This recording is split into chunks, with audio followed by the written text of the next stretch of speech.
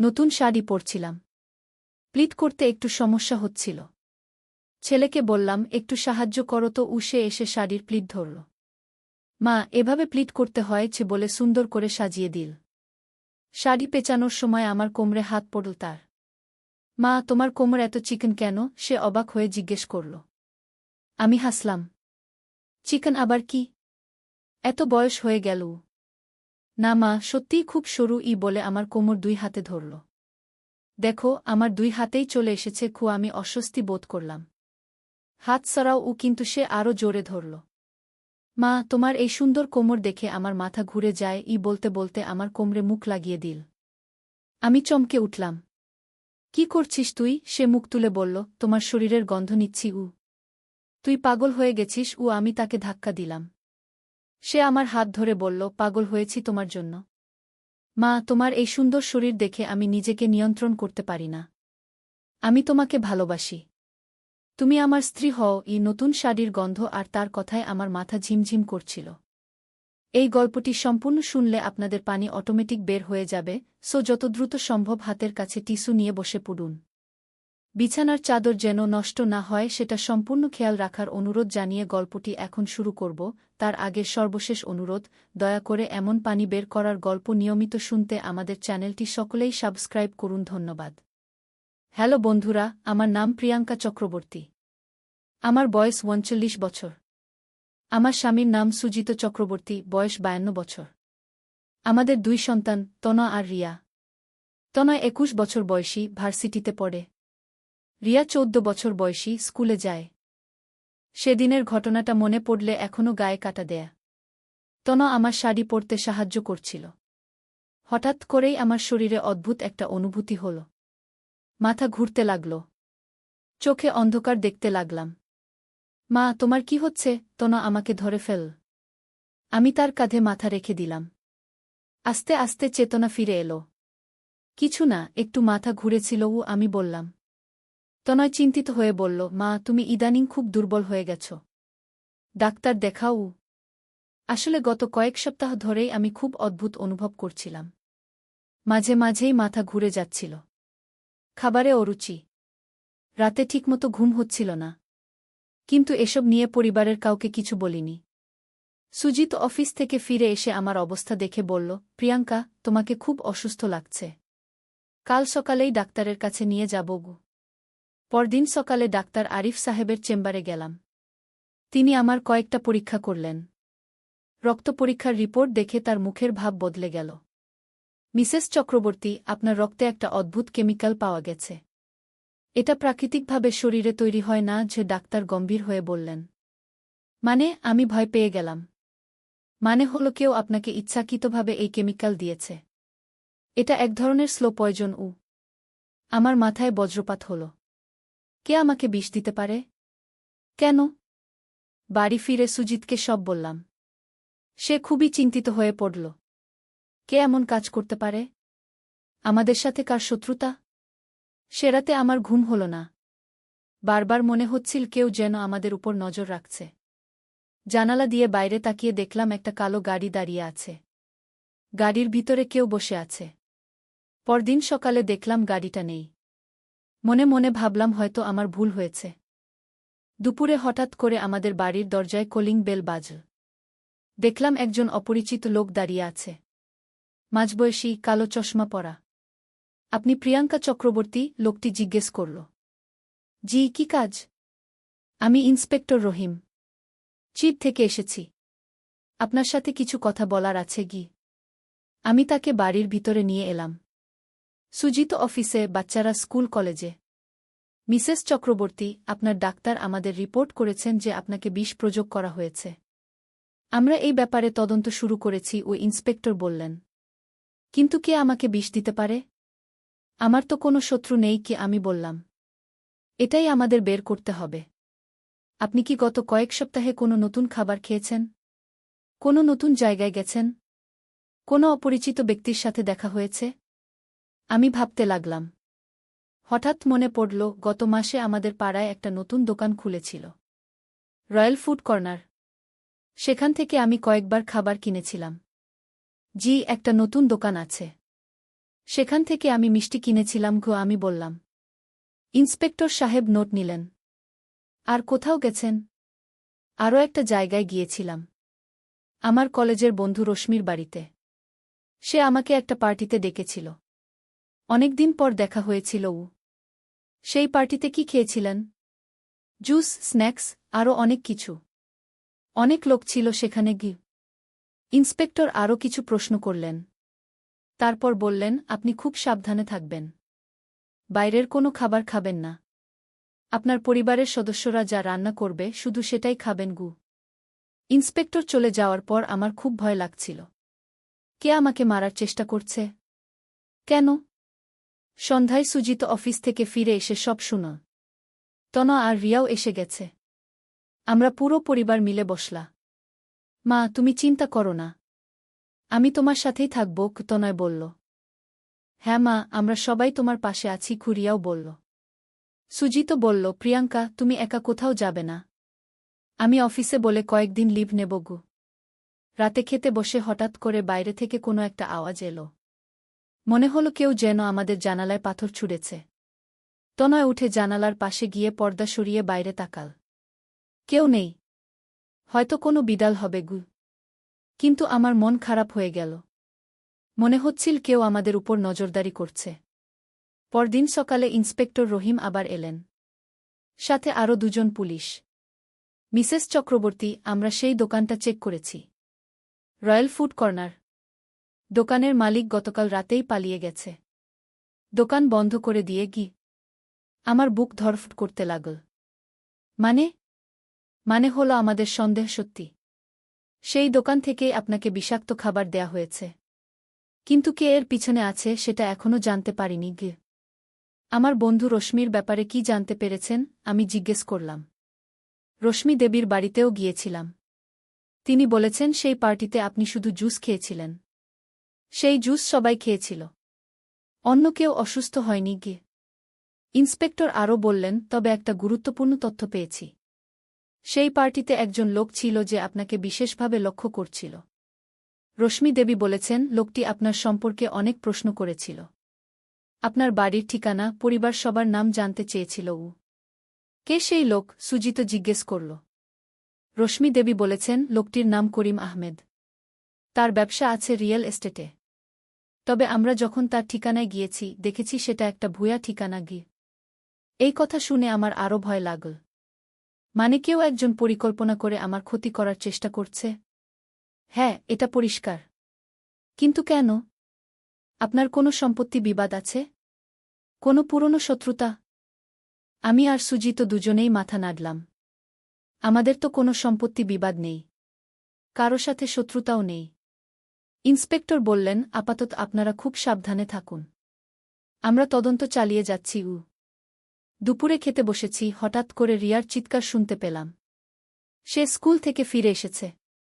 মা, মা, একটা চিঠি। দরজায় একটা চিঠি পড়ে আছে। রিয়া দৌড়ে এলো। তনয় চিঠিটা নিয়ে খুলে পড়ল। পড়তে পড়তে তার মুখ ফ্যাকাশে হয়ে গেল। কি লেখা? আমি জিজ্ঞেস করলাম। তনয় কাপা গলায় পড়ল, প্রিয়াঙ্কা চক্রবর্তী, তুমি এখনও বেঁচে আছো। ভাগ্য ভালো। কিন্তু এবার আর রক্ষা নেই। 7 দিনের মধ্যে তোমার সব সম্পত্তি আমার নামে রেজিস্ট্রি করে দাও। নয়তো তোমার পুরো পরিবার বিপদে পড়বে। চিঠিটা পড়ে আমার হাত পা ঠান্ডা হয়ে গেল। কিন্তু সাথে সাথেই একটা কথা মনে পড়ল। সুজিত, আমাদের তো কোনো বড় সম্পত্তি নেই। এই ফ্ল্যাটটা আর কিছু টাকা পয়সা। এর জন্য কেউ এমন করবে? সুজিত ভাবতে ভাবতে বলল, একটা মিনিট। তোমার মনে নেই তোমার দাদুর রেখে যাওয়া সেই জমিটার কথা? গ্রামে? আমার মাথায় একটা আলো জ্বলে উঠল। হ্যাঁ, আমার দাদু আমার নামে একটা বড় জমি রেজিস্ট্রি করে গেছেন। সেটা আছে আমাদের গ্রামের বাড়িতে। বছর 10 হলো দাদু মারা গেছেন।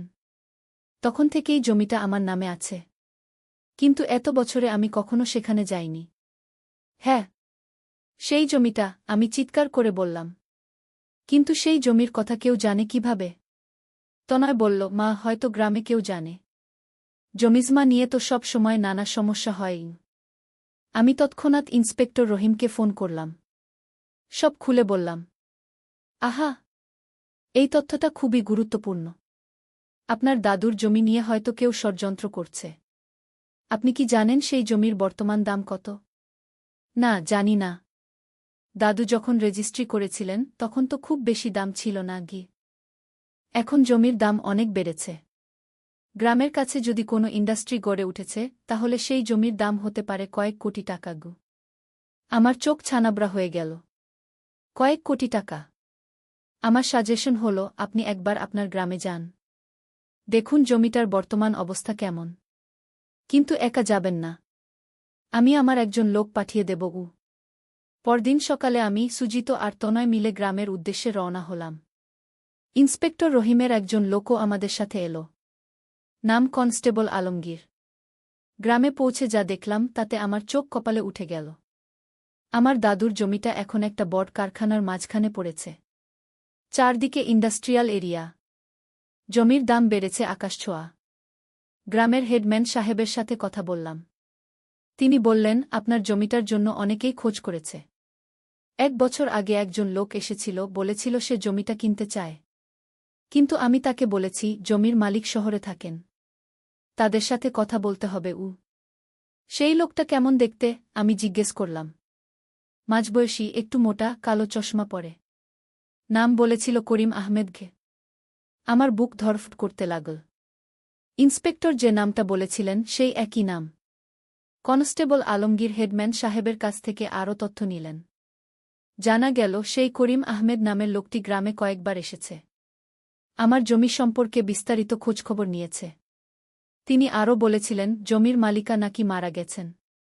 তাই তিনি সরকারি নিয়মে জমিটা কিনতে পারবেন। হেডম্যান সাহেব বললেন। মানে উনি মিথ্যা তথ্য দিয়েছেন? সুজিত জিজ্ঞেস করল। হ্যাঁ।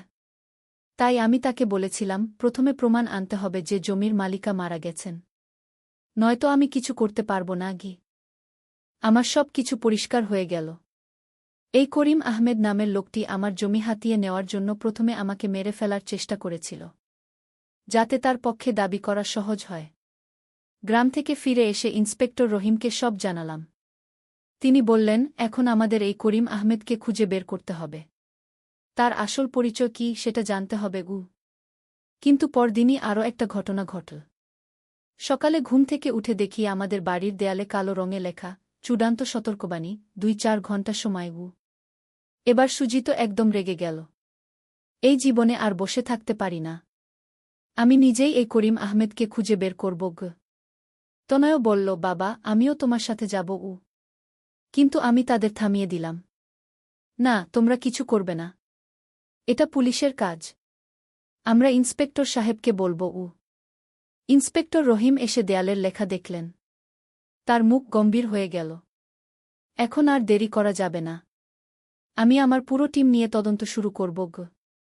তিনি আরও বললেন, আপনারা আজ রাতে বাড়িতে থাকবেন না। কোনো আত্মীয়ের বাড়ি বা হোটেলে চলে যান। আমি এখানে আমার লোক মোতায়েন করব। আমরা সেই রাতে আমার মামার বাড়িতে গেলাম। কিন্তু ঘুম হল না। বারবার মনে হচ্ছিল এই অজানা শত্রু কখন আমাদের খুঁজে পাবে। পরদিন সকালে ইন্সপেক্টর রহিমের ফোন এলো। খুশির খবর। আমরা করিম আহমেদকে গ্রেফতার করেছি।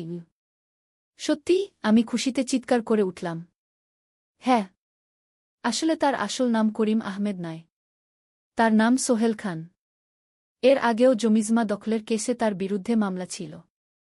এবার সে আপনার জমি দখলের জন্য এই পরিকল্পনা করেছিল। আমরা পুলিশ স্টেশনে গেলাম। সোহেল খানকে দেখলাম। একজন সাধারণ মাঝবয়সী লোক। কিন্তু তার চোখে খুব চালাক ভাব। ইন্সপেক্টর রহিম বললেন, সে স্বীকার করেছে। প্রথমে সে রয়্যাল ফুড কর্নার দোকান খুলেছিল। সেখানে বিষমিশ্রিত মিষ্টি দিয়ে আপনাকে ধীরে ধীরে মারার চেষ্টা করেছিল, যাতে মনে হয় প্রাকৃতিক মৃত্যু। তারপর সে একটা ভুয়া পরিচয় নিয়ে আপনার বন্ধুর পার্টিতে গিয়েছিল। সেখানে আপনার সম্পর্কে তথ্য সংগ্রহ করেছিল। সোহেল খান কুটিল হেসে বলল, আপনার সেই জমির দাম এখন 5 কোটি টাকা। আমি যদি সেটা দখল করতে পারতাম তাহলে একটা নিরীহ মানুষকে মেরে ফেলতে? সুজিত রাগে বলল। ব্যবসা মানে ব্যবসা। এতে আবেগের কোনো জায়গা নেই কি? সোহেল খান নির্লিপ্ত ভঙ্গিতে বলল। ইন্সপেক্টর রহিম বললেন, এর সাথে আরও 3 জন লোক জড়িত। তারাও গ্রেফতার হয়েছে। একজন ছিল দোকানের সেলসম্যান, একজন ছিল তথ্য সংগ্রহকারী, আর একজন ছিল গ্রামের দালাল। আমি জিজ্ঞেস করলাম, কিন্তু তারা আমার জমির কথা জানল কিভাবে? গ্রামের রেকর্ড অফিসে তাদের একটা লোক ছিল। সেই সূত্রে তারা জানতে পেরেছিল যে আপনার নামে একটা বড় জমি আছে। তারপর তারা আপনার ঠিকানা বের করে পুরো পরিকল্পনা সাজিয়েছিল। সোহেল খানের বিচার হল। তার 12 বছরের জেল হয়েছে। বাকি সহযোগীদেরও বিভিন্ন মেয়াদে জেল হয়েছে। কিন্তু এই ঘটনার পর আমি একটা গুরুত্বপূর্ণ সিদ্ধান্ত নিলাম। আমার দাদুর জমিটা বিক্রি করে দেওয়ার সিদ্ধান্ত নিলাম। কেন প্রিয়াঙ্কা? এত বড় সম্পত্তি? সুজিত বলল। দেখো, এই জমির জন্য একবার আমাদের প্রাণ সংশ হয়েছে। আবার যে কেউ এমন কিছু করবে না, তার গ্যারান্টি কি? আর আমাদের এত টাকার দরকারও নেই। তনয় বলল, মা, তুমি ঠিক বলেছ। আমাদের শান্তি আর নিরাপত্তার চেয়ে বড় কিছু নেই। আমি সেই জমি 5 কোটি টাকায় বিক্রি করে দিলাম। একটা অংশ দিয়ে একটা ভালো বাড়ি কিনলাম। বাকি টাকা ব্যাংকে ফিক্সড ডিপোজিট করে রাখলাম। 1 বছর পর হঠাৎ করে ইন্সপেক্টর রহিমের ফোন এলো। মিসেস চক্রবর্তী, আপনার জন্য একটা ভালো খবর আছে। কি খবর? সোহেল খানের সাথে যে আরও একটা বড় চক্র জড়িত ছিল, সেটা আমরা ভেঙে দিয়েছি। তারা দেশের বিভিন্ন জায়গায় এমন কাণ্ড করেছে। অনেক মানুষের ক্ষতি করেছে। আপনার কেসটি সমাধান করতে গিয়ে আমরা এই বড় চক্রটিকে ধরতে পেরেছি। তার মানে? তার মানে হল, আপনি শুধু নিজেকে রক্ষা করেননি, দেশের অনেক মানুষকে এই ধরনের ষড়যন্ত্র থেকে রক্ষা করেছেন। এই কথা শুনে আমার খুব ভালো লাগল। মনে হল আমার এই কষ্টের একটা মানে ছিল। আজ 3 বছর পেরিয়ে গেছে সেই ঘটনার। আমাদের পরিবার এখন শান্তিতে আছে। তনয় গ্র্যাজুয়েশন শেষ করে একটা ভালো চাকরি পেয়েছে। রিয়া এখন ক্লাস 10-এ পড়ে। সুজিতের অফিসেও প্রমোশন হয়েছে। কিন্তু সবচেয়ে বড় কথা হল, আমরা বুঝতে পেরেছি যে অর্থের চেয়ে পারিবারিক শান্তি ও নিরাপত্তা অনেক বেশি গুরুত্বপূর্ণ।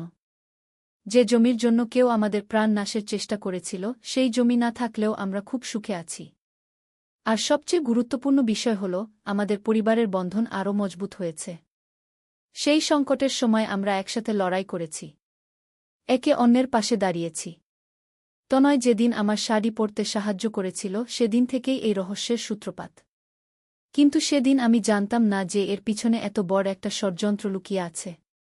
এখন যখন কোনো নতুন শাড়ি পরি, তনয় এসে সাহায্য করে। কিন্তু এখন আর কোনো ভয় নেই, কোনো রহস্য নেই। শুধু একটা মা আর তার ছেলের মধ্যকার স্বাভাবিক স্নেহ আর ভালোবাসা। আমার এই গল্পের মূল শিক্ষা হল, জীবনে হঠাৎ করে যে কোনো সমস্যা আসতে পারে। কিন্তু পরিবারের সবাই মিলে লড়াই করলে যে কোনো সমস্যার সমাধান সম্ভব। আর অর্থসম্পদের চেয়ে শান্তি ও নিরাপত্তা অনেক বেশি মূল্যবান। যে করিম আহমেদ বা সোহেল খান আমাদের প্রাণ নাশের চেষ্টা করেছিল, সে এখন জেলে। ন্যায় বিচার হয়েছে। কিন্তু আমি তার প্রতি কোনো রাগ রাখিনি। কারণ রাগ রাখলে নিজের মনটাই খারাপ হয়ে যায়। এই ঘটনার পর থেকে আমি আরও সতর্ক হয়েছি। বাইরের খাবার খাওয়ার ব্যাপারে সাবধান। অপরিচিত মানুষদের সাথে কথা বলার সময় সতর্ক। তনয় এখন একটা সফটওয়্যার কোম্পানিতে কাজ করে। সে বলে, মা, তোমার এই সাহসী গল্প আমার জীবনের অনুপ্রেরণা। রিয়াও বড় হয়ে পুলিশ হতে চায়। সে বলে, মা, আমি ইন্সপেক্টর রহিম আঙ্কলের মতো অন্যায়ের বিরুদ্ধে লড়াই করব। আমার গল্প এখানেই শেষ। একটা সাধারণ পারিবারিক মুহূর্ত থেকে শুরু হয়ে কিভাবে একটা বড় রহস্যের সমাধান হল, এই ছিল আমার জীবনের সবচেয়ে রোমাঞ্চকর অভিজ্ঞতা।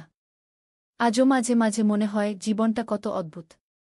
একটা শাড়ি পরানোর সময় ছেলের একটা সহজ প্রশ্ন থেকে শুরু হয়ে এমন একটা বড় ঘটনার জন্ম হয়েছিল। কিন্তু সেই সব দিন এখন অতীত। আমরা এখন নতুন জীবনে এগিয়ে চলেছি, নতুন স্বপ্ন, নতুন পরিকল্পনা নিয়ে। তনয় আর রিয়া দুজনেই এখন আমার গর্ব। তারা সেই কঠিন সময়ে আমার পাশে থেকে শক্তি দিয়েছিল। সুজিতও অসাধারণ সাপোর্ট দিয়েছিল। আমার এই অভিজ্ঞতা থেকে সবার জন্য একটা বার্তা, যে কোনো অপ্রত্যাশিত পরিস্থিতিতে ধৈর্য হারাবেন না। সঠিক মানুষের সাহায্য নিন। পরিবারের সবাই মিলে মোকাবিলা করুন। এবং সবচেয়ে বড় কথা, আইনের সাহায্য নিতে দ্বিধা করবেন না। এই গল্পের মাধ্যমে আমি সবাইকে জানাতে চেয়েছি, জীবনে যতই বড় বিপদ আসুক, সাহস আর একতা দিয়ে সব কিছু মোকাবিলা করা সম্ভব। আর সবশেষে বলব, পরিবার ছাড়া জীবনে আর কিছুই গুরুত্বপূর্ণ নয়। যে সম্পত্তির জন্য কেউ আমাদের ক্ষতি করতে চেয়েছিল সেই সম্পত্তি আমি হাসিমুখে ছেড়ে দিয়েছি। কিন্তু আমার পরিবারকে রক্ষা করার জন্য আমি যেকোনো কিছু করতে প্রস্তুত। এই ছিল আমার প্রিয়াঙ্কা চক্রবর্তীর রহস্যময় পারিবারিক অ্যাডভেঞ্চারের সত্য কাহিনী।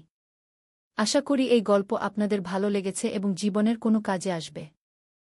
একদিন আলী সাহেব সোহেলের অফিসে এলেন। সোহেল তাকে দেখে অবাক হয়ে গেল। স্যার, আপনি এখানে? হ্যাঁ সোহেল, তোমার অফিস একবার দেখতে চাইলাম। খুব সুন্দর হয়েছে গু। আলী সাহেব পুরো অফিস ঘুরে দেখলেন, কর্মচারীদের সাথে কথা বললেন। তারপর সোহেলের রুমে এসে বসলেন। সোহেল, তুমি অনেক দূর এসেছ। মনে আছে 7 বছর আগে তুমি যখন আমার অফিসে প্রথম এসেছিলে চা বানানোর কাজ করতে? হ্যাঁ স্যার, সব মনে আছে ইউ। আমি গর্বিত যে আমি তোমাকে একটা সুযোগ দিয়েছিলাম, আর তুমি সেই সুযোগকে কাজে লাগিয়েছ। জানো সফলতার মূল সূত্র কি? কি স্যার? কঠোর পরিশ্রম, সততা আর হাল না ছাড়া। তোমার মধ্যে এই 3টা গুণই আছে গু। সোহেল চোখে জল নিয়ে বলল, আপনি না থাকলে আজ আমি এখানে পৌঁছাতে পারতাম না স্যার। না সোহেল, আমি শুধু একটা দরজা খুলে দিয়েছিলাম। ভেতরে ঢুকে পথ তৈরি করেছ তুমি নিজে গু। আলী সাহেব চলে যাওয়ার আগে বললেন, আমার একটা বড় প্রজেক্ট আছে, একটা 20 ফ্লোর বিজনেস টাওয়ার। আমি চাই তুমি এই প্রজেক্টে আমার সাথে পার্টনার হও। 50-50। রাজি? সোহেল অবাক হয়ে গেল। এত বড় প্রজেক্ট? স্যার, আমার কি যথেষ্ট সামর্থ্য আছে? আছে, আমি বিশ্বাস করি। সোহেল রাজি হয়ে গেল। এটা তার জীবনের সবচেয়ে বড় প্রজেক্ট হবে। 50 অধ্যায়, বড় চ্যালেঞ্জ। 20 ফ্লোর বিজনেস টাওয়ারের কাজ শুরু হল। এটা সোহেলের জীবনের সবচেয়ে বড় চ্যালেঞ্জ। প্রজেক্টের বাজেট প্রায় 10 করোড় টাকা। সোহেলকে 5 করোড় টাকা ইনভেস্ট করতে হবে। সোহেল তার সব সঞ্চয়ে, ব্যাংক লোন আর কিছু ইনভেস্টর থেকে টাকা জোগাড় করল। এটা একটা বিশাল ঝুঁকি। যদি প্রজেক্ট ব্যর্থ হয়, সব শেষ। মিনা চিন্তিত ছিল। সোহেল, এত বড় ঝুঁকি নেওয়া ঠিক হবে? মিনা, জীবনে বড় কিছু করতে হলে ঝুঁকি নিতে হয়। আমি এই সুযোগ হাতছাড়া করতে চাই না গিয়ে। কিন্তু যদি কিছু ভুল হয়? ভুল হবে না। আমি আলী সাহেবের সাথে আছি, উনি আমাকে গাইড করবেন। প্রজেক্ট শুরু হল। প্রথম 6 মাস সব ভালোই চলছিল। কাজ সময়মতো হচ্ছে, বাজেট ঠিক আছে। কিন্তু 7 মাসের মাথায় একটা বড় সমস্যা দেখা দিল। একজন প্রধান ইনভেস্টর হঠাৎ তার টাকা ফেরত চাইলেন। তিনি অন্য একটা জরুরি কাজে টাকা লাগবে বলে জানালেন। 1 করোড় টাকা ফেরত দিতে হবে। সোহেল বিপদে পড়ে গেল। 1 করোড় টাকা এখন কোথায় পাবে? প্রজেক্টের সব টাকা ঢেলে দিয়েছে। সে আলী সাহেবের সাথে কথা বলল। আলী সাহেব বললেন, চিন্তা করো না, আমি ব্যবস্থা করছি। কিন্তু আলী সাহেবও বড় একটা প্রজেক্টে আটকে আছেন। তার হাতে লিকুইড ক্যাশ নেই। সোহেল অন্য ব্যাংক থেকে লোন নেওয়ার চেষ্টা করল। কিন্তু ব্যাংক বলল, ইতিমধ্যে তার অনেক লোন আছে, নতুন লোন দিতে পারবে না। সোহেল রাতে ঘুমাতে পারছিল না, খাওয়া দাওয়া বন্ধ করে দিয়েছিল। মিনা তাকে দেখে খুব চিন্তিত হয়ে গেল। সোহেল, প্লিজ নিজেকে এভাবে শেষ করে ফেলো না। কোনো একটা রাস্তা বের হবেই কি। কিন্তু সোহেল কোনো রাস্তা দেখতে পাচ্ছিল না। ইনভেস্টর 15 দিন সময় দিয়েছে। 15 দিনের মধ্যে টাকা ফেরত না দিলে তিনি আইনি ব্যবস্থা নেবেন। 10 দিন কেটে গেল। সোহেল কোনো সমাধান খুঁজে পেল না। সে প্রায় হাল ছেড়ে দিয়েছিল। 11 দিনের দিন একটা অপ্রত্যাশিত ঘটনা ঘটল। জাহিদ ভাই, সোহেলের পুরনো সহকর্মী, তার অফিসে এলেন।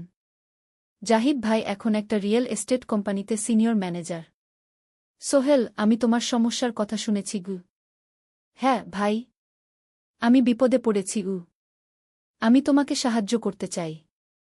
আমার কিছু সঞ্চয় আছে, 5 লাখ টাকা। তুমি নাও।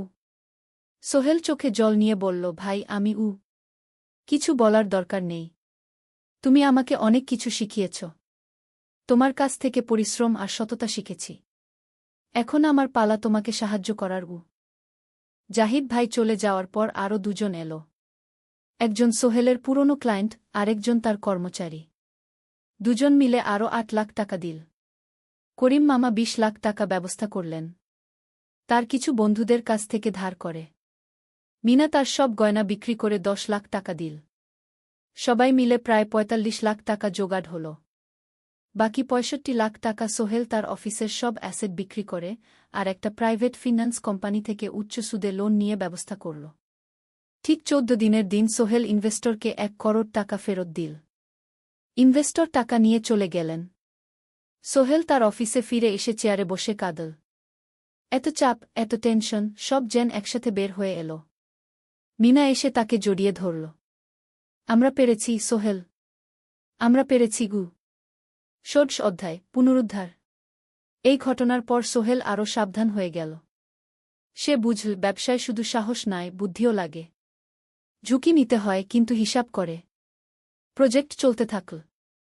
এবার সোহেল আরও সতর্কতার সাথে সবকিছু পরিচালনা করল।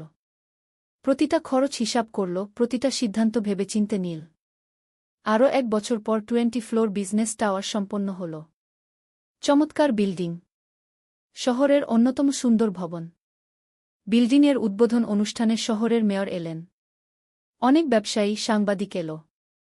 সোহেলের নাম পত্রিকায় ছাপা হল। স্বপ্নের শহরে এক তরুণ উদ্যোক্তার সফলতার গল্পও। প্রজেক্ট থেকে সোহেলের লাভ হল প্রায় ২ করোড় টাকা। এই টাকা দিয়ে সে সব ঋণ শোধ করল। জাহিদ ভাইয়ের টাকা ফেরত দিল। করিম মামার ঋণ শোধ করল। যারা সাহায্য করেছিল সবাইকে টাকা ফেরত দিল। মিনার জন্য নতুন গয়না কিনল, আরও সুন্দর। তার মাকে গ্রামে একটা নতুন পাকা বাড়ি বানিয়ে দিল। মা কাঁদতে কাঁদতে বললেন, তোর বাবা বেঁচে থাকলে কত খুশি হতো।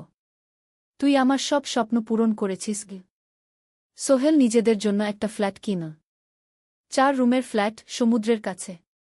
এখন আর ভাড়া বাড়িতে থাকতে হয় না। সপ্তদশ অধ্যায়, প্রতিদান। সোহেল এখন একজন প্রতিষ্ঠিত উদ্যোক্তা। কিন্তু সে তার শেখ ভোলেনি। যে গ্রাম থেকে সে এসেছে, যারা তাকে সাহায্য করেছে, কাউকেই ভোলেনি। সে তার গ্রামে একটা স্কুল বানিয়ে দিল। সোহেল ফাউন্ডেশন স্কুল কো গরিব ছেলেমেয়েরা ফ্রিতে পড়তে পারবে। ভালো শিক্ষক নিযোগ দিল। ভালো পড়াশোনার ব্যবস্থা করল। শহরে একটা ফ্রি মেডিকেল ক্লিনিক খুলল। গরিব মানুষরা ফ্রিতে চিকিৎসা পাবে। প্রতি বছর ১০ জন মেধাবী কিন্তু গরিব ছাত্রছাত্রীকে স্কলারশিপ দেওয়া শুরু করল। তারা বিনামূল্যে পড়াশোনা করতে পারবে।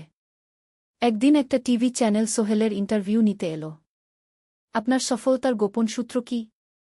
সোহেল একটু ভেবে বলল, কঠোর পরিশ্রম, সততা আর হাল না ছাড়া। এই ৩টা জিনিস যদি কারো মধ্যে থাকে, সে যে কোনো কিছু অর্জন করতে পারে। আর সবচেয়ে বড় কথা, যারা আমাকে সাহায্য করেছে তাদের ছাড়া আমি কিছুই না। একা কেউ সফল হতে পারে না গি। আপনার পরবর্তী স্বপ্ন কি? আমি চাই আরও মানুষকে সাহায্য করতে। আমার মতো যারা গ্রাম থেকে শহরে আসে তাদের জন্য একটা ট্রেনিং সেন্টার খুলব। তারা সেখানে বিভিন্ন স্কিল শিখতে পারবে, চাকরি পাবে, নিজের পায়ে দাঁড়াতে পারবে গু। অষ্টাদশ অধ্যায়, নতুন প্রজন্ম। আরও ৫ বছর কেটে গেল। সোহেল এখন ৪৫ বছরের। তার মেয়ে সারা এখন ৯ বছরের। স্কুলে ক্লাস 4-এ পড়ে। খুব মেধাবী মেয়ে। একদিন সারা বাবাকে জিজ্ঞেস করল, বাবা, তুমি কিভাবে এত বড় হলে? আমার বন্ধুরা বলে তুমি একজন সফল মানুষ গো। সোহেল তাকে কোলে নিয়ে বসল। বাবা, তুমি জানো, তোমার দাদু ছিলেন একজন স্কুল শিক্ষক। খুব সৎ মানুষ। কিন্তু আমরা গরিব ছিলাম। আমি রিকশা চালাতাম গো। রিকশা? সত্যি? হ্যাঁ। তারপর আমি এই শহরে এলাম। অনেক কষ্ট করেছি, কিন্তু হাল ছাড়িনি। মানুষ আমাকে সাহায্য করেছে। আর আমি কঠোর পরিশ্রম করেছি। বাবা, আমিও কি তোমার মতো হতে পারব? অবশ্যই পারবে বাবা। তবে মনে রেখো, সফলতা মানে শুধু টাকা পয়সা না। সফলতা মানে ভালো মানুষ হওয়া, অন্যদের সাহায্য করা, সৎ থাকা গু। সারা মাথা নাডল। আমি ভালো মানুষ হব বাবাগু। সোহেল তার মেয়েকে জড়িয়ে ধরল। মনে মনে ভাবল, তার জীবনের সব কষ্ট সার্থক হয়েছে। মিনা রান্নাঘর থেকে ডাকল, খাবার তৈরি। এসো। সোহেল সারাকে নিয়ে ডাইনিং টেবিলে গেল। ঋতু এসেছে। সে এখন বিয়ে করেছে, তার একটা ছেলে হয়েছে। সোহেলের মা মাঝে মাঝে চট্টগ্রামে বেড়াতে আসেন। আজও এসেছেন। সবাই মিলে খেতে বসল। হাসিগল্পে ভরা পরিবার। সোহেল তাকাল তার মায়ের দিকে, মিনার দিকে, সারার দিকে, ঋতুর দিকে। মনে হল জীবনে আর কি চাই। খাওয়া শেষে সবাই বসে রইল। গল্প করছিল। হঠাৎ সোহেলের ফোন বাজল। অফিস থেকে। একটা জরুরি বিষয়। সোহেল ফোন রেখে দিয়ে মিনাকে বলল, একটা নতুন প্রজেক্টের প্রস্তাব এসেছে। একটা এতিমখানা বানানোর কাজ। সরকারি প্রজেক্ট। তুমি নেবে? অবশ্যই। এটা আমার স্বপ্নের প্রজেক্ট।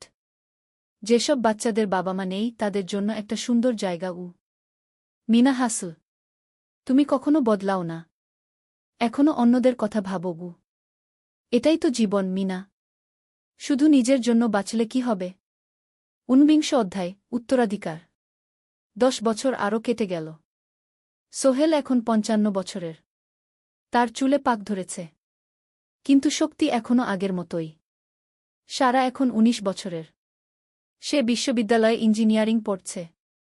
সে চায় বাবার মতো কনস্ট্রাকশন ইন্ডাস্ট্রিতে কাজ করতে। একদিন সারা বাবাকে বলল, বাবা, আমি তোমার কোম্পানিতে কাজ করতে চাই। এখনও তো তোর পড়াশোনা বাকি। জানি। কিন্তু আমি এখন থেকেই শিখতে চাই। ছুটির দিনে তোমার সাথে সাইটে যেতে চাই। দেখতে চাই কিভাবে কাজ হয়। সোহেল খুশি হয়ে গেল।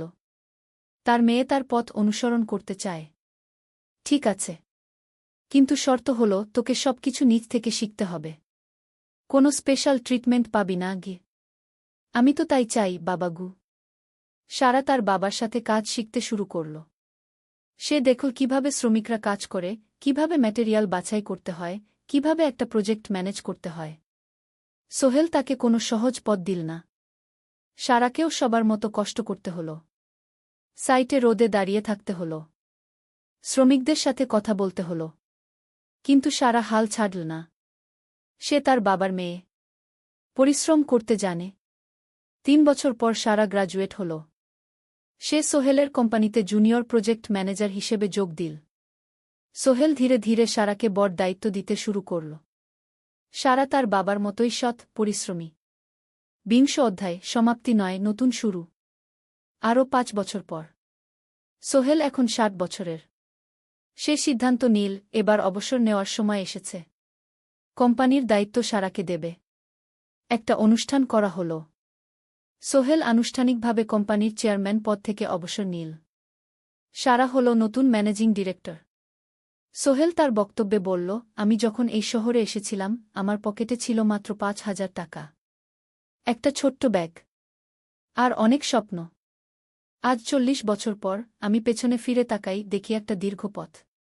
সেই পথে অনেক কষ্ট ছিল, অনেক বাধা ছিল। কিন্তু ছিল অনেক ভালোবাসাও। অনেক মানুষের সাহায্যও। আমি বিশ্বাস করি সফলতা একা আসে না। এটা আসে অনেক মানুষের সমর্থন, ভালোবাসা আর বিশ্বাস নিয়ে। আমি যা কিছু অর্জন করেছি তা আমার একার না। এটা আমার পরিবারের, আমার কর্মচারীদের, আমার বন্ধুদের, সবার। আজ আমি আমার মেয়ে সারার হাতে এই দায়িত্ব তুলে দিচ্ছি। আমি জানি সে আমার চেয়ে ভালো করবে। কারণ সে শিখেছে আমার ভুল থেকে, আমার অভিজ্ঞতা থেকে। অনুষ্ঠান শেষ হল। সবাই চলে গেল।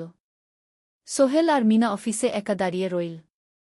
মিনা, মনে আছে আমরা প্রথম কখন দেখা হয়েছিলাম? হ্যাঁ।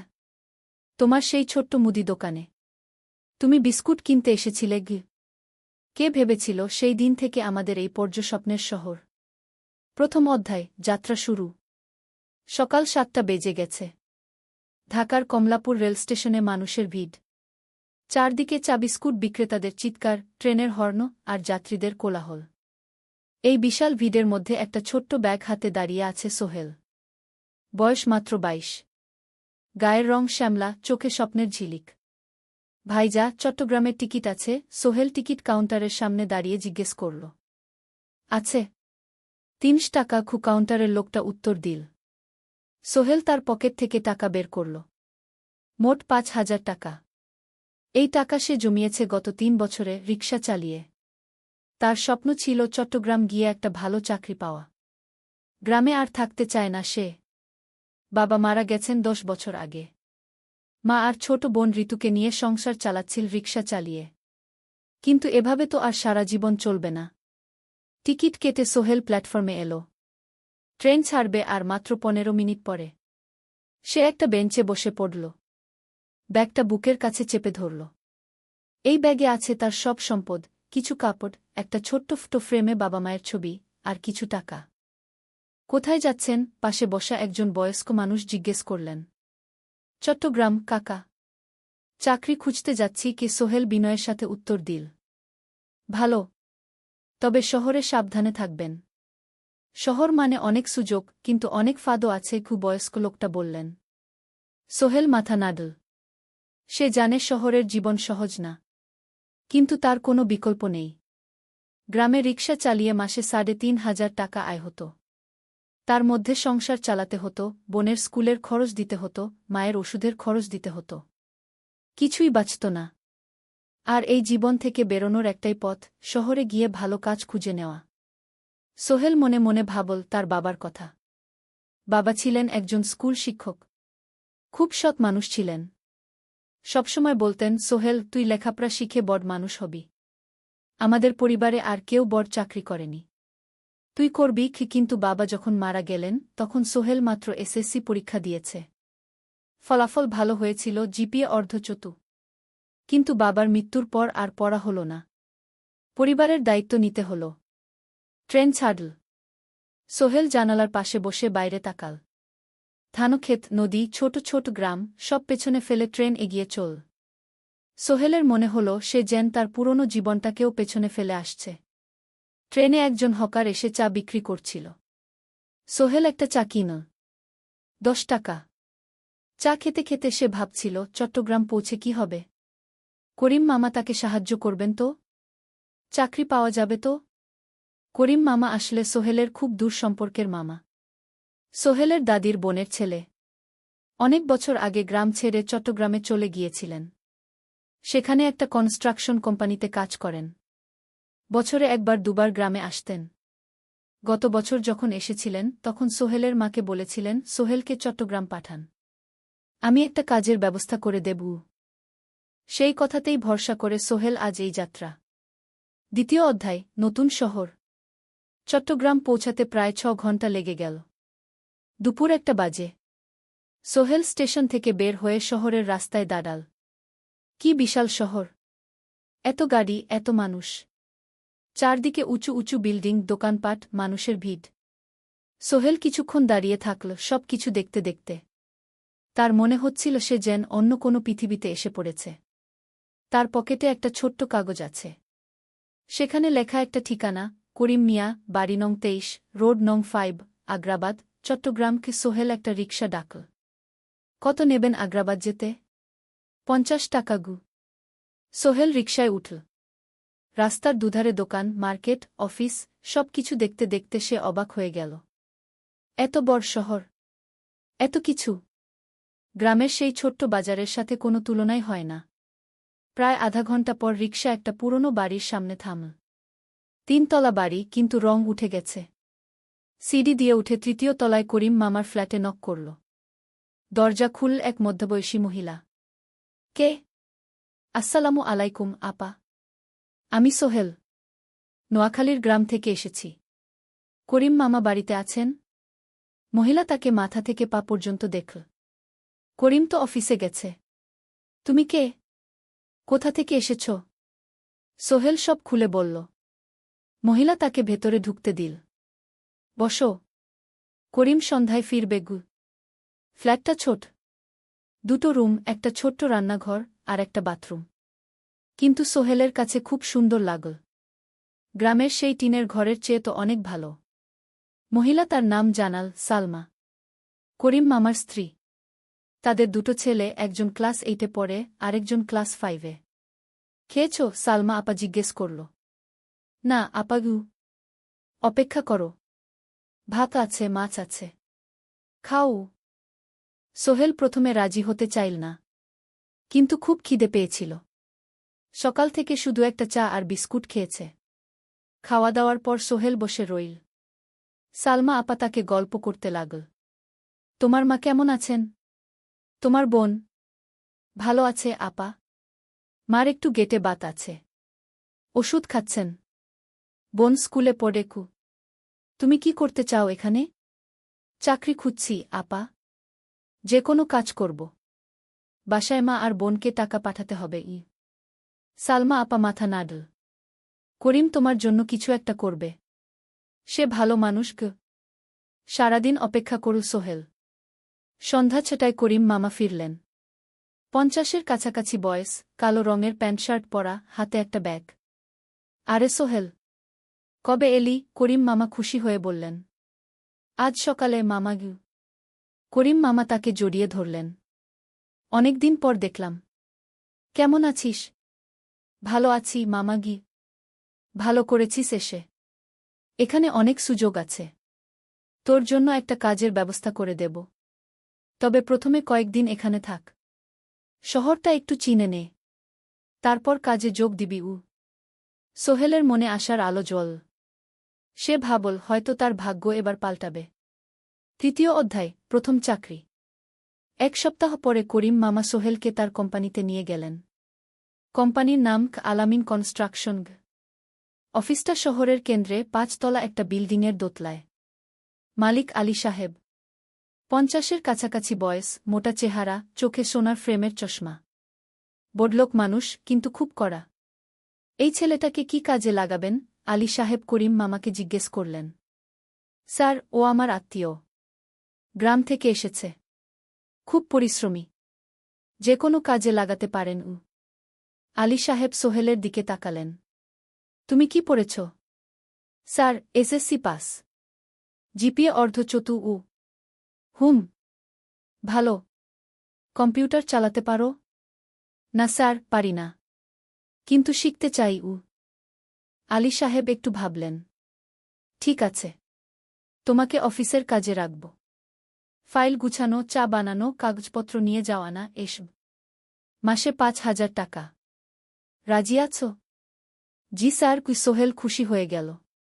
5,000 টাকা। রিকশা চালিয়ে 3,500 পেত। এখানে 5,000।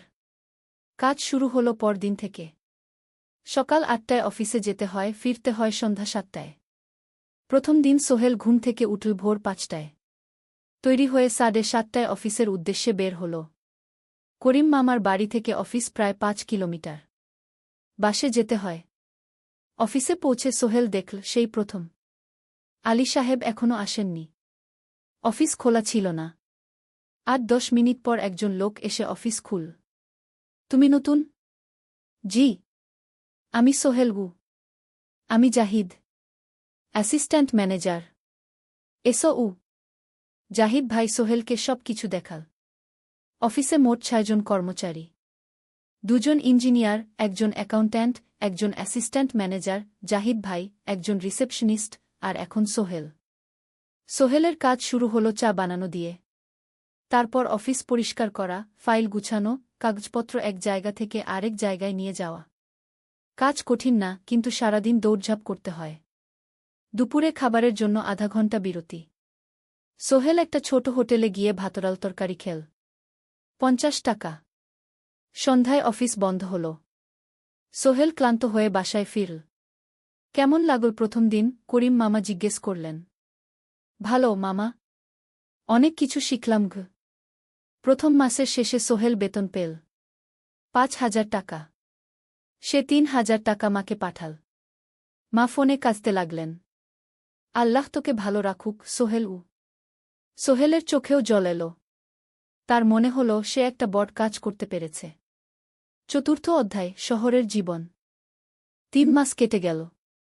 সোহেল এখন শহরের সাথে মিশে গেছে। প্রতিদিন অফিসে যাও আসার পথে সে দেখে হাজারো মানুষের জীবন। কেউ সফল, কেউ ব্যর্থ। কিন্তু সবাই চলছে নিজের পথে। সোহেল অফিসের কাজের পাশাপাশি কম্পিউটার শেখার চেষ্টা করছে। অফিসে একটা কম্পিউটার আছে। যখন কেউ ব্যবহার করে না, তখন সোহেল একটু একটু শিখার চেষ্টা করে। জাহিদ ভাই তাকে সাহায্য করেন। সোহেল, তুমি যদি কম্পিউটার ভালোভাবে শিখতে পারো, তাহলে তোমার ভবিষ্যৎ উজ্জ্বল। জাহিদ ভাই একদিন বললেন। কিভাবে শিখব ভাই? ট্রেনিং সেন্টারে যাও। সন্ধ্যায় ক্লাস আছে। মাসে 2,000 টাকা লাগবে। সোহেল ভাবল। 2,000 টাকা অনেক। কিন্তু এটা বিনিয়োগ। ভবিষ্যতের জন্য। সে একটা ট্রেনিং সেন্টারে ভর্তি হল। সপ্তাহে ৩ দিন সন্ধ্যা ৭:৩০ থেকে রাত ৯টা পর্যন্ত ক্লাস। কম্পিউটারের basic, MS Word, Excel, PowerPoint, internet ব্যবহার। একদিন অফিস থেকে ফেরার সময় সোহেল একটা দোকানে চা খেতে গেল। দোকানের পাশেই একটা ছোট্ট মুদি দোকান। সেখানে একটা মেয়ে বসে আছে। বয়স হবে ২০-এর কাছাকাছি। সাদাসিধে চেহারা, সাদা শাড়ি পরা, কিন্তু চোখে এক ধরনের দৃঢ়তা। ভাইজা, ১ প্যাকেট বিস্কুট দেন কি? সোহেল বলল। মেয়েটা বিস্কুট দিল। ২০ টাকা। সোহেল টাকা দিয়ে যাচ্ছিল, হঠাৎ মেয়েটা বলল, আপনি নতুন এসেছেন এই এলাকায়, তাই না? হ্যাঁ। ৩ মাস হল। কিভাবে বুঝলেন? আপনার চেহারা দেখেই বোঝা যায়। এখনও গ্রামের ছোঁয়া আছে। আর আপনি প্রতিদিন এই পথ দিয়ে যান। দেখেছি কি? মেয়েটা হাসল। সোহেলও হেসে ফেল। আপনি খুব পর্যবেক্ষক মনে হচ্ছে গি। জীবনে অনেক কিছু দেখেছি। তাই মানুষকে চিনতে শিখেছি গি। আপনার নাম? মিনা। এই দোকান আমার বাবার। উনি অসুস্থ, তাই আমি দেখছি গু। সেদিন থেকে সোহেল প্রায়ই সেই দোকানে যেতে শুরু করল। মিনার সাথে গল্প করত। ধীরে ধীরে তাদের মধ্যে একটা বন্ধুত্ব তৈরি হল। মিনাও তার জীবনের গল্প বলল। মিনার মা মারা গেছেন যখন সে মাত্র ৭ বছরের। বাবা আব্দুল হামিদ একা হাতে মিনাকে বড় করেছেন। মুদি দোকান দিয়ে সংসার চালান। মিনা কলেজে পড়ে, অনার্স 2nd ইয়ার। সকালে কলেজে যায়, দুপুরে ফিরে এসে দোকান সামলায়। বাবার হার্টের সমস্যা আছে, তাই ভারী কাজ করতে পারেন না। তোমার স্বপ্ন কি? একদিন সোহেল জিজ্ঞেস করল। গ্র্যাজুয়েশন শেষ করে একটা ভালো চাকরি করব। তারপর বাবাকে ভালো চিকিৎসা করাব। তুমি? আমিও চাকরি করে পরিবারকে ভালোভাবে দেখভাল করতে চাই। মা আর বোনকে নিয়ে শহরে আনব একদিন গু। দুজনেই নিজেদের স্বপ্নের কথা বলতে গিয়ে বুঝল তাদের স্বপ্ন অনেকটা একই রকম। ৫ম অধ্যায়, বিপদ। ৬ মাস কেটে গেল। সোহেল এখন আলী সাহেবের খুব প্রিয় কর্মচারী। সে শুধু চা বিস্কুট দেওয়ার কাজই করে না, এখন কম্পিউটারেও কিছু কাজ শিখেছে। ছোটখাটো টাইপিং, ডেটা এন্ট্রি এসব করতে পারে। আলী সাহেব খুশি হয়ে তার বেতন বাড়িয়ে ৮,০০০ টাকা করে দিয়েছেন। একদিন রাতে সোহেল অফিস থেকে ফিরছিল। সেদিন একটু দেরি হয়ে গেছে। রাত প্রায় ৯টা। সাধারণত সোহেল সন্ধ্যা ৭:৩০টায় ফিরে। কিন্তু সেদিন অফিসে একটা জরুরি কাজ ছিল। বাস থেকে নেমে সোহেল বাড়ির দিকে হাঁটছিল। হঠাৎ একটা অন্ধকার গলিতে ৩ জন লোক তাকে ঘিরে ধরল। তাদের চেহারা দেখেই বোঝা যাচ্ছিল ভালো উদ্দেশ্য নিয়ে আসেনি। টাকা দে তাড়াতাড়ি, একজন বলল। তার হাতে একটা ছুরি। সোহেল ভয় পেয়ে গেল। ভাই, আমার কাছে খুব কম টাকা আছে গি। যা আছে দে। তাড়াতাড়ি করো। সোহেল কাঁপতে কাঁপতে তার পকেট থেকে ৫ টাকা বের করে দিল। এই টাকা দিয়ে সে বাজার করবে ভেবেছিল। কিন্তু ছিনতাইকারীরা সন্তুষ্ট হল না। শুধু ৫ টাকা? তোর ব্যাগে কি আছে? তারা সোহেলের ব্যাগ কেড়ে নিল। ব্যাগে ছিল তার মোবাইল, কম্পিউটার ট্রেনিং সেন্টারের সার্টিফিকেট আর কিছু গুরুত্বপূর্ণ কাগজপত্র। না ভাই, ব্যাগটা ফেরত দেন। ওতে আমার জরুরি জিনিস আছে। মোবাইল নিয়ে নেন, কিন্তু ব্যাগটা দেন গু। কিন্তু ওরা শুনল না। একজন সোহেলকে জোরে ধাক্কা দিল। সোহেল পড়ে গেল। মাথা রাস্তার কংক্রিটে ধাক্কা লেগে গেল। রক্ত বের হল। ৩ জন দৌড়ে পালিয়ে গেল। কিছুক্ষণ সোহেল অজ্ঞান হয়ে পড়ে রইল। তারপর ধীরে ধীরে জ্ঞান ফিরল। মাথায় প্রচণ্ড ব্যথা। সে উঠে দাঁড়ানোর চেষ্টা করল, কিন্তু মাথা ঘুরছিল। কোনোমতে একটা দেয়াল ধরে দাঁড়াল। একজন পথচারী তাকে দেখে থামল। কি হয়েছে ভাই? ছিনতাই হয়েছে গি। এসো, আমি তোমাকে হাসপাতালে নিয়ে যাই। কিন্তু সোহেল রাজি হল না। না, ঠিক আছি। বাড়ি যেতে পারব। সে কোনোমতে করিম মামার বাড়িতে পৌঁছাল। দরজা খুলেই সালমা আপা চিৎকার করে উঠলেন। ও আল্লাহ! কি হয়েছে? করিম মামা দৌড়ে এলেন। সোহেলকে ভেতরে নিয়ে গেলেন। তার মাথায় জল ঢেলে রক্ত পরিষ্কার করলেন। ক্ষতটা বেশ গভীর। হাসপাতালে যেতে হবে কি? করিম মামা বললেন। তারা একটা অটোরিকশা নিয়ে নিকটস্থ হাসপাতালে গেলেন। ডাক্তার সোহেলের মাথায় ৩টা সেলাই দিলেন। বলল 1 সপ্তাহ বিশ্রাম নিতে হবে। কোনো ভারী কাজ করা যাবে না। হাসপাতাল থেকে ফিরে সোহেল শুয়ে রইল। তার মনে হচ্ছিল সবকিছু শেষ হয়ে গেছে। মোবাইল চলে গেছে, গুরুত্বপূর্ণ কাগজপত্র চলে গেছে। এখন 1 সপ্তাহ অফিস করতে পারবে না। পরদিন সকালে করিম মামা আলী সাহেবকে ফোন করে সব জানালেন। আলী সাহেব বললেন, ঠিক আছে, সোহেল ভালো হয়ে এলে আসবে, চিন্তার কিছু নেই গি। মিনা যখন এই খবর শুনল, সে সন্ধ্যায় সোহেলকে দেখতে এলো করিম মামার বাড়িতে। সাথে এনেছিল কিছু ফল। কি হয়েছিল? মিনা চিন্তিত গলায় জিজ্ঞেস করল। সোহেল সব বলল। মিনা রেগে গেল। এই শহরে এখন অনেক অপরাধ বেড়ে গেছে। পুলিশ কিছু করে না। তুমি পুলিশে রিপোর্ট করেছ? না। লাভ নেই। তবুও করা উচিত। তোমার মোবাইলটা হয়তো খুঁজে পাওয়া যাবে গি। করিম মামা সোহেলকে নিয়ে পুলিশ স্টেশনে গেলেন। জেনারেল ডায়েরি করলেন। কিন্তু পুলিশ খুব একটা আশা দিল না। দেখি কিছু করা যায় কিনা গু। সোহেল বুঝল মোবাইল আর ফিরবে না। সেই 1 সপ্তাহ সোহেলের জীবনের সবচেয়ে কঠিন সময় ছিল। সে শুধু শারীরিকভাবেই ক্ষতিগ্রস্ত হয়নি, মানসিকভাবেও ভেঙে পড়েছিল। প্রতিরাতে দুঃস্বপ্ন দেখত। সেই 3জন ছিনতাইকারীর মুখ ভুলতে পারছিল না। মিনা প্রায় প্রতিদিন আসত। তাকে সাহস দিত। তুমি হাল ছেড়ো না সোহেল। জীবনে এরকম খারাপ সময় আসে, কিন্তু এটা কাটিয়ে ওঠাই হলো আসল বীরত্ব। সোহেলের মা গ্রাম থেকে ফোন করতেন, করিম মামার মোবাইল থেকে। তুই ভালো আছিস তো? সোহেল মাকে সব সত্যি বলেনি। শুধু বলেছে, হ্যাঁ মা, ভালো আছি। একটু জ্বর হয়েছিল। এখন ভালো। 1 সপ্তাহ পর সোহেল আবার অফিসে গেল। আলী সাহেব তাকে দেখে খুশি হলেন। কেমন আছো? ভালো আছি স্যার। ঠিক আছে, তবে প্রথম কয়েকদিন হালকা কাজ করবে গু। সোহেল আবার কাজে মন দিল। কিন্তু একটা জিনিস তাকে খুব কষ্ট দিচ্ছিল, তার মোবাইল নেই। মায়ের সাথে কথা বলতে পারছে না নিয়মিত। করিম মামার মোবাইল চাইতে সংকোচ লাগে। একদিন জাহিদ ভাই তাকে ডাকলেন। সোহেল, আমার একটা পুরনো মোবাইল আছে, তুমি ব্যবহার করো? না ভাই, আমি নাও, আমার কাজে লাগছে না, তুমি রাখো গু। সোহেল কৃতজ্ঞতায় প্রায় কেঁদে ফেল। ধন্যবাদ ভাই। মোবাইল পেয়ে সোহেল প্রথমেই মাকে ফোন করল। মা খুব খুশি হলেন। এতদিন ফোন করিসনি কেন? মা, মোবাইলটা নষ্ট হয়ে গিয়েছিল, নতুন নিয়েছি। মায়ের গলায় স্বস্তি ফুটে উঠল। 6ষ্ঠ অধ্যায়, নতুন সুযোগ। আরও 3 মাস কেটে গেল। সোহেল পুরোপুরি সুস্থ হয়ে গেছে। তার জীবন আবার স্বাভাবিক হয়ে এসেছে। সে এখন কম্পিউটার ট্রেনিং শেষ করেছে, সার্টিফিকেট পেয়েছে। কিন্তু একটা ঘটনা তার জীবনে বড় পরিবর্তন নিয়ে এলো। একদিন সকালে আলী সাহেব তাকে ডাকলেন। সোহেল, বসো। সোহেল বসল। মনে একটু ভয় লাগছিল। আলী সাহেব কি তাকে বকবেন? সোহেল, তুমি তো এখন কম্পিউটার চালাতে পারো? জি স্যার, একটু একটু শিখেছি। ভালো, আমি তোমার কাজ দেখছি। তুমি খুব পরিশ্রমী। আর সৎ। আমাদের কোম্পানিতে এরকম মানুষের দরকার গু। সোহেল কিছু বুঝতে পারছিল না। আমি তোমাকে একটা সুযোগ দিতে চাই। আমাদের কোম্পানি একটা ট্রেনিং প্রোগ্রাম চালু করছে নতুন কর্মচারীদের জন্য। 6 মাসের কোর্স। কম্পিউটার অ্যাকাউন্টিং, ভবন নির্মাণের হিসাব নিকাশ, প্রজেক্ট ম্যানেজমেন্ট সব শিখবে। কোম্পানি সব খরচ দেবে।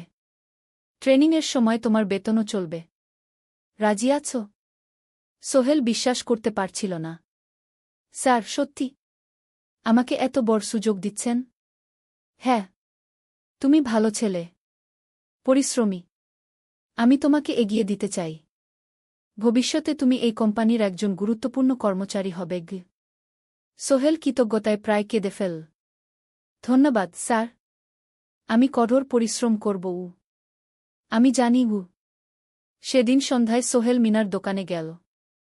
মিনাকে খবরটা দিল। মিনা খুব খুশি হল। তার চোখে জল এসে গেল। তুমি পারবে সোহেল। আমি জানি। সোহেল তার মা আর বোনকেও ফোন করে খবরটা দিল। মা কাঁদতে লাগলেন। তোর বাবা বেঁচে থাকলে কত খুশি হতো। ট্রেনিং শুরু হলো পরের মাস থেকে।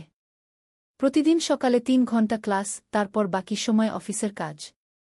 ক্লাসে ৫ জন নতুন কর্মচারী। সবাই তরুণ, উৎসাহী। শিক্ষক ছিলেন একজন অভিজ্ঞ ইঞ্জিনিয়ার। নাম রহিম স্যার।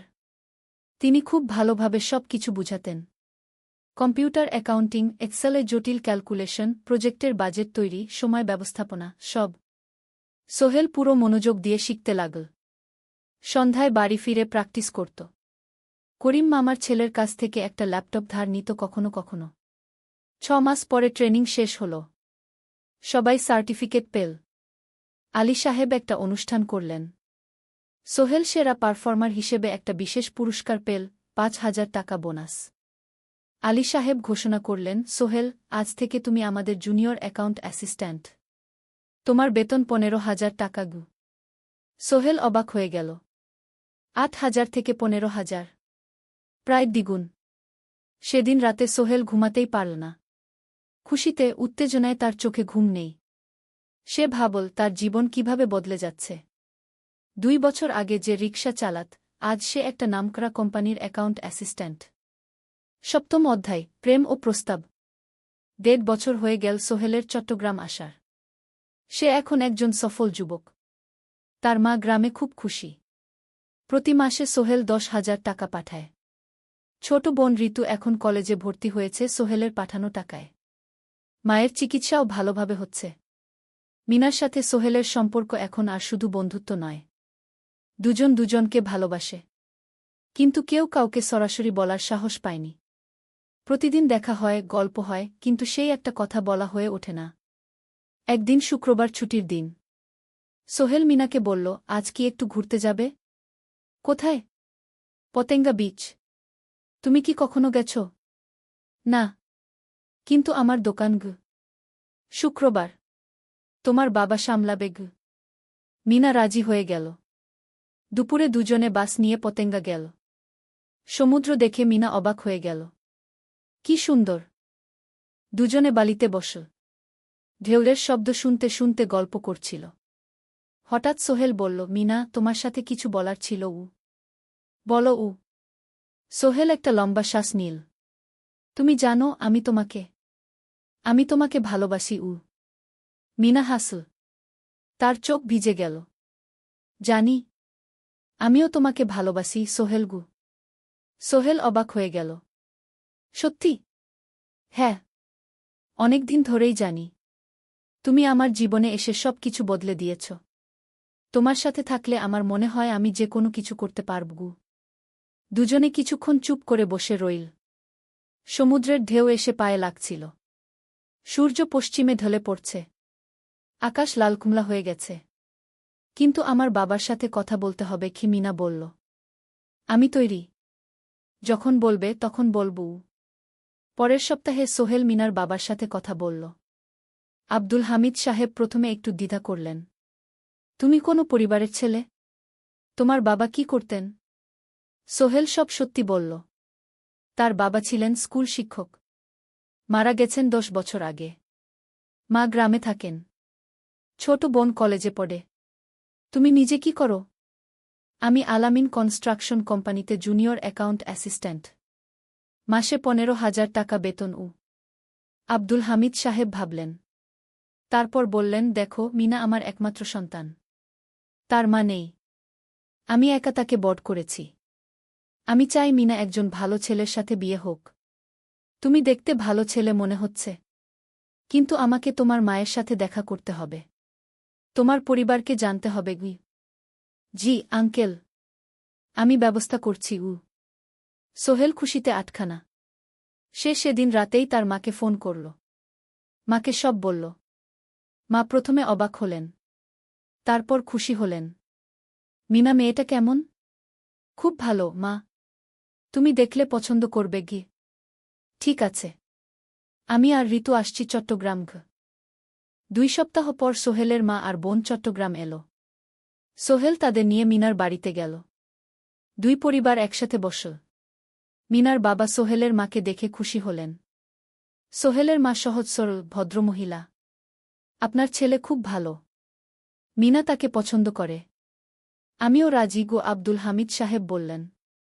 আমার সোহেল সৎ ছেলে। মিনাকে খুব ভালোবাসে। আমি জানি ও মিনাকে সুখে রাখবে কি। সোহেলের মা বললেন। বিয়ের তারিখ ঠিক হল 3 মাস পর। এই 3 মাসে সোহেল যথেষ্ট টাকা জমাবে। বিয়ে হবে সাদামাটা কিন্তু সুন্দর। 8ম অধ্যায়, নতুন পথ। 3 মাস কেটে গেল দ্রুত। সোহেল প্রতিদিন কঠোর পরিশ্রম করছিল। অফিসে তার কাজের প্রশংসা হচ্ছে। আলী সাহেব তাকে এখন ছোটখাটো প্রজেক্টের হিসাব দেখতে দিচ্ছেন। সোহেল তার সঞ্চিত টাকা দিয়ে বিয়ের আয়োজন করল। বিয়ে হল মিনার বাড়ির কাছের একটা কমিউনিটি সেন্টারে।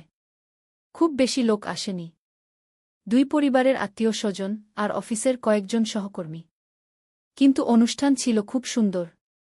সোহেল যখন মিনাকে বিয়ের পোশাকে দেখল, তার মনে হল পৃথিবীর সবচেয়ে সুন্দর মেয়ে সে।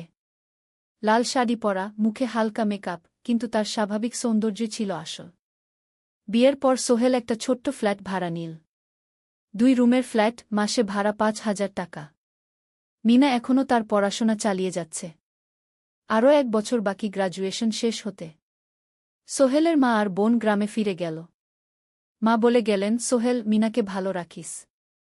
মেয়েরা অনেক ত্যাগ করে সংসার করতে গু। জানি মা গু। নতুন জীবন শুরু হল। সোহেল সকালে অফিসে যায়, সন্ধ্যায় ফেরে। মিনা সকালে কলেজে যায়, দুপুরে ফিরে রান্না করে, ঘর গোছায়। সন্ধ্যায় দুজনে একসাথে বসে পড়াশোনা করে, গল্প করে, টিভি দেখে। জীবন সুন্দর ছিল। কিন্তু চ্যালেঞ্জও ছিল। মাসিক খরচ, ভাড়া 5,000, বাজার 3,000, বিদ্যুৎ গ্যাস 1,000, মায়ের জন্য 5,000, মিনার কলেজের খরচ 1,200। মোট প্রায় 14,000 টাকা। বাঁচত মাত্র 1,000 খানেক। কিন্তু সোহেল হাল ছাড়ল না। সে সন্ধ্যায় একটা কম্পিউটার ট্রেনিং সেন্টারে পার্ট টাইম পড়ানো শুরু করল। সপ্তাহে 3 দিন 2 ঘন্টা করে। এতে মাসে আরও 3,000 টাকা আসতে লাগল। মিনাও বসে থাকল না। সে বাড়িতে বসে কয়েকজন স্কুলের ছাত্রছাত্রীকে টিউশন পড়াতে শুরু করল। মাসে 2,000 টাকা আয়। এভাবে কেটে গেল 6 মাস। দুজন মিলে পরিবার চালাচ্ছে, স্বপ্ন দেখছে। একদিন সোহেল বলল, মিনা, আমি একটা নতুন স্বপ্ন দেখছি গু। কি? আমি নিজে একটা ছোট্ট কনস্ট্রাকশন কোম্পানি খুলতে চাই। ছোট ছোট প্রজেক্ট নেব। বাড়ি মেরামত, ছোট বিল্ডিং বানানো, এসব। তোমার কি যথেষ্ট অভিজ্ঞতা আছে? আছে। আমি 2 বছর ধরে এই কাজের সাথে জড়িত। অনেক কিছু শিখেছি। আর আলী সাহেবও আমাকে সাহায্য করবেন গু। কিন্তু টাকা কোথায়? কোম্পানি খুলতে তো অনেক টাকা লাগবে গি। আমি জমাচ্ছি। আরও 1 বছর কাজ করব। তারপর চেষ্টা করব। মিনা তাকে সমর্থন দিল। তুমি পারবে। তোমার মধ্যে সেই শক্তি আছে গি। 9ম অধ্যায়, চ্যালেঞ্জের সময়। কিন্তু ভাগ্য সবসময় অনুকূলে থাকে না। সোহেল যখন স্বপ্ন দেখছিল নিজের কোম্পানি খোলার, তখনই একটা বড় সমস্যা এলো। আলী সাহেবের কোম্পানি একটা বড় প্রজেক্ট পেয়েছিল। একটা 10তলা বিল্ডিং বানানোর কাজ। কিন্তু প্রজেক্টের প্রধান ইনভেস্টর হঠাৎ পালিয়ে গেল। তিনি কোম্পানির কাছ থেকে প্রায় 50 লাখ টাকা নিয়ে গেছেন, কিন্তু কাজ শেষ হয়নি। কোম্পানি বড় ক্ষতির মুখে পড়ল। আলী সাহেব অনেক কর্মচারীকে ছাঁটাই করতে বাধ্য হলেন। প্রায় 10 জনকে চাকরি থেকে বাদ দিলেন। বাকিদের বেতন কমাতে হল। সোহেলকে আলী সাহেব ডেকে বললেন, সোহেল, আমি তোমাকে রাখতে চাই। তুমি বিশ্বস্ত কর্মচারী। কিন্তু তোমার বেতন কমাতে হবে। 15,000 থেকে 10,000। সোহেল মনে মনে চিন্তায় পড়ে গেল। 10,000 টাকায় সংসার চলবে কিভাবে? মায়ের খরচ, ভাড়া, বাজার, সব মিলিয়ে তো 14,000 টাকা লাগে। কিন্তু সে কিছু বলল না। ঠিক আছে স্যার। বাড়ি ফিরে সোহেল মিনাকে সব বলল। মিনা চিন্তিত হয়ে গেল। এখন কি হবে? চিন্তা করো না। আমি পার্ট টাইম টিউশনির সময় বাড়াব। আর তুমিও বেশি করে টিউশন নাও। কিন্তু আমার তো পড়াশোনাও আছে গি। জানি। কিন্তু এখন এটাই করতে হবে গু। সোহেল সন্ধ্যায় আরও 2টো জায়গায় পার্ট টাইম কাজ খুঁজল। একটা দোকানে সন্ধ্যায় হিসাব দেখার কাজ পেল। মাসে 2,000 টাকা। আরেকটা জায়গায় সপ্তাহান্তে কম্পিউটার রিপেয়ারের কাজ পেল। মাসে 1,500 টাকা। মিনাও 3 জন নতুন স্টুডেন্ট নিল টিউশনে। তার আয় বাড়ল 2,000 থেকে 3,500-এ। কঠিন সময় ছিল। সোহেল সকাল ৮টায় অফিসে যেত, সন্ধ্যা ৬টায় ফিরত। তারপর একটু বিশ্রাম নিয়ে ৭:৩০টায় বের হতো পার্ট টাইম কাজে। রাত ১০টায় বাড়ি ফিরত। রবি সোমবার কম্পিউটার রিপেয়ারের কাজ। মিনাও সকালে কলেজে যেত, দুপুরে ফিরে রান্না করত, তারপর বিকেলে টিউশন পড়াত। রাতে খাওয়া দাওয়ার পর পড়াশোনা করত। দুজনেরই শরীর খারাপ হতে শুরু করল। সোহেল একদিন অফিসে অজ্ঞান হয়ে পড়ে গেল। ডাক্তার দেখাতে নিয়ে গেল। ডাক্তার বলল, অতিরিক্ত পরিশ্রম, শরীরে পুষ্টির অভাব, ঠিকমতো খাচ্ছেন না মনে হচ্ছে ঘি। সত্যি কথা, খরচ বাঁচাতে সোহেল আর মিনা অনেক সময় কম খেত। মাংস মাছ কিনত সপ্তাহে একদিন, বাকি সময় শাকসবজি ডাল। মিনা সোহেলকে বলল, আর নয় সোহেল, তুমি এভাবে নিজেকে শেষ করে ফেলছ। আমার পড়াশোনা বন্ধ করে দিই, আমি ফুল টাইম চাকরি করি গি। না, সোহেল জোর দিয়ে বলল, তোমার পড়াশোনা বন্ধ হবে না, আরও মাত্র ৬ মাস বাকি, তুমি গ্রাজুয়েট হবেই গি। কিন্তু তুমি আমি ঠিক হয়ে যাব, চিন্তা করো না গে। কিন্তু পরিস্থিতি আরও খারাপ হলো যখন সোহেলের মায়ের অসুখ হল। হার্টের সমস্যা, হাসপাতালে ভর্তি করতে হল। খরচ ৫০,০০০ টাকা। সোহেলের হাতে এত টাকা কোথায়? সে করিম মামার কাছে ধার চাইল। করিম মামা ২০,০০০ টাকা দিলেন। বাকি ৩০,০০০ টাকা সোহেল একটা এনজিও থেকে ঋণ নিল। সুদের হার মাসে ২%। মায়ের চিকিৎসা হল, তিনি সুস্থ হয়ে গেলেন। কিন্তু সোহেল এখন ঋণের বোঝায় পড়ে গেল। প্রতি মাসে ৩,০০০ টাকা করে কিস্তি দিতে হবে। সেই রাতে সোহেল আর মিনা বিছানায় শুয়ে কথা বলছিল। সোহেল বলল, মিনা, আমি মনে হয় ভুল করেছি। শহরে এসে বিয়ে করে তোমাকে কষ্টে ফেলেছি গু। মিনা তার হাত ধরল। না সোহেল, তুমি ভুল করনি। জীবনে এরকম খারাপ সময় আসে, কিন্তু এটা কাটিয়ে ওঠাই হলো আসল শক্তি। আমরা একসাথে আছি, একসাথে থাকব, সব কিছু ঠিক হয়ে যাবে। মিনার কথায় সোহেল একটু সাহস পেল। হ্যাঁ, হাল ছাড়া যাবে না। ১০ম অধ্যায়, আলোর দিকে। ৩ মাস পরে পরিস্থিতি একটু ভালো হতে শুরু করল। আলী সাহেবের কোম্পানি একটা নতুন প্রজেক্ট পেল, একটা স্কুল বিল্ডিং বানানোর কাজ। কোম্পানি আবার স্থিতিশীল হতে শুরু করল।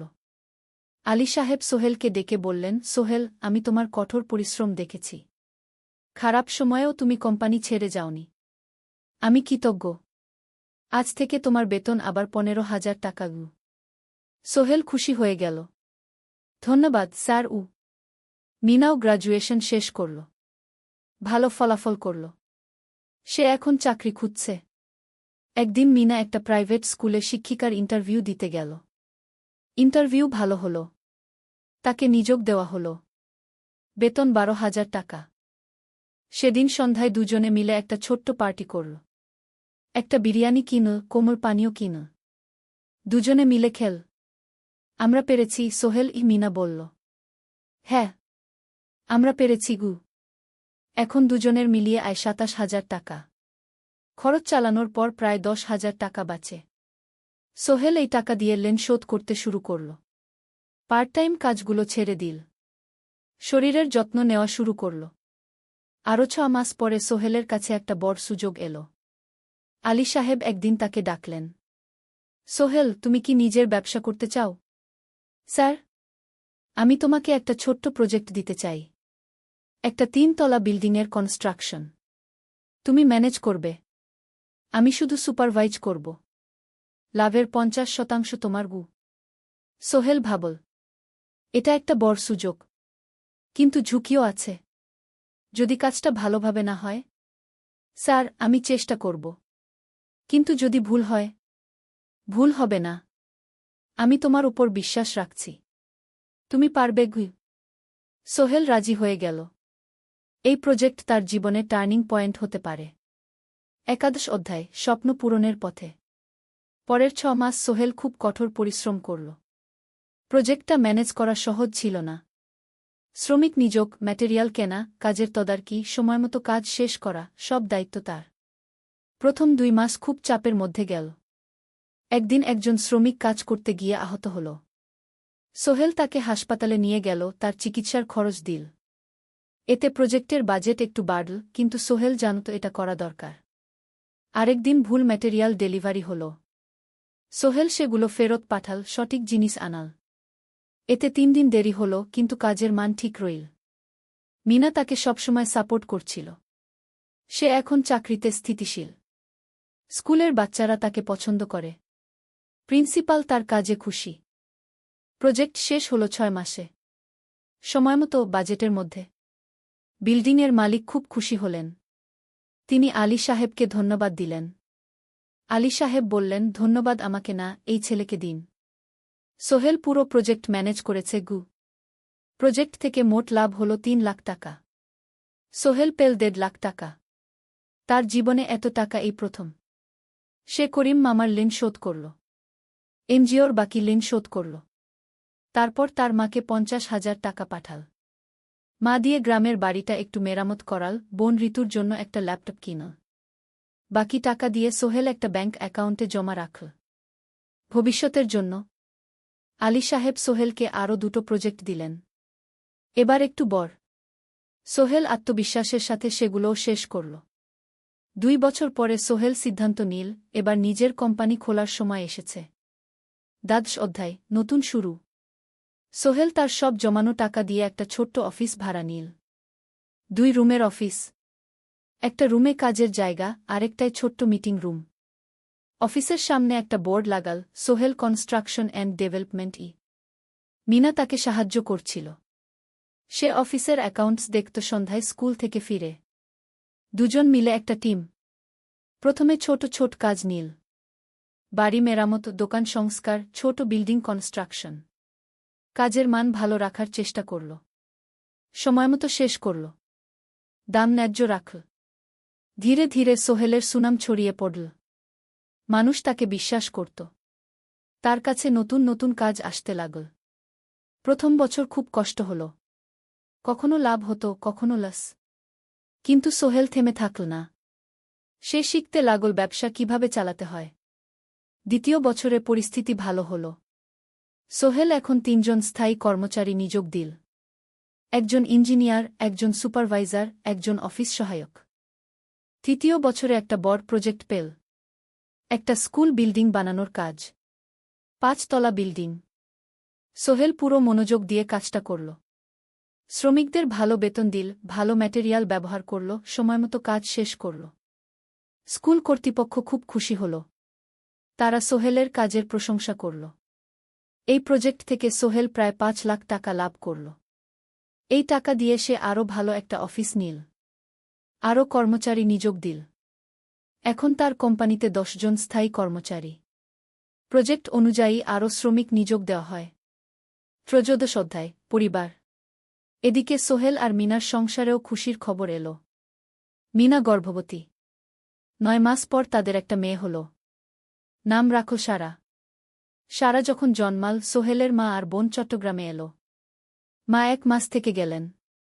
মিনাকে সাহায্য করলেন। সোহেল এখন একটা বড় ফ্ল্যাট ভাড়া নিয়েছে। 3 রুমের ফ্ল্যাট। একটা রুমে সোহেল, মিনা, একটায় সারা, আরেকটায় অতিথি রুম।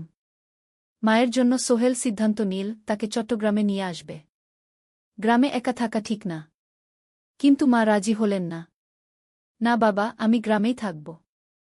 এখানে আমার পরিচিত মানুষ আছে। তোর বোনকে নিয়ে যা। ও ঢাকায় পড়ছে, চট্টগ্রামে এনে ভালো কোথাও ভর্তি করিয়ে দেগি। সোহেল তাই করল। ঋতুকে চট্টগ্রাম বিশ্ববিদ্যালয়ে ভর্তি করিয়ে দিল। ঋতু এখন সোহেলের ফ্ল্যাটে থাকে, বিশ্ববিদ্যালয়ে পড়ে। সোহেলের মনে হল তার জীবন এখন পরিপূর্ণ। স্ত্রী, মেয়ে, বোন সবাই তার কাছে। ব্যবসা ভালো চলছে। মা গ্রামে সুখে আছেন। চতুর্দশ অধ্যায়, সফলতার শিখরে। 5 বছর কেটে গেল। সোহেল এখন একজন সফল উদ্যোক্তা। তার কোম্পানি কি সোহেল কনস্ট্রাকশন অ্যান্ড ডেভেলপমেন্ট এখন চট্টগ্রামে বেশ পরিচিত। প্রায় 30 জন কর্মচারী তার অধীনে কাজ করে। সোহেল এখন শুধু ছোট প্রজেক্ট করে না, বড় বড় প্রজেক্টও করে। একটা 8তলা বিজনেস কমপ্লেক্স বানানোর কাজ পেয়েছে। একটা হাসপাতাল বিল্ডিং বানাচ্ছে। মিনা এখনও স্কুলে পড়ায়। সে এখন ভাইস প্রিন্সিপাল। সাথে সোহেলের কোম্পানির অ্যাকাউন্টস ম্যানেজার। 2জন মিলে ব্যবসা চালা। সারা এখন 4 বছরের। স্কুলে ভর্তি হয়েছে। খুব চালাক মেয়ে। ঋতু বিশ্ববিদ্যালয় থেকে গ্রাজুয়েট হয়ে একটা ব্যাংকে চাকরি পেয়েছে। একদিন আলী সাহেব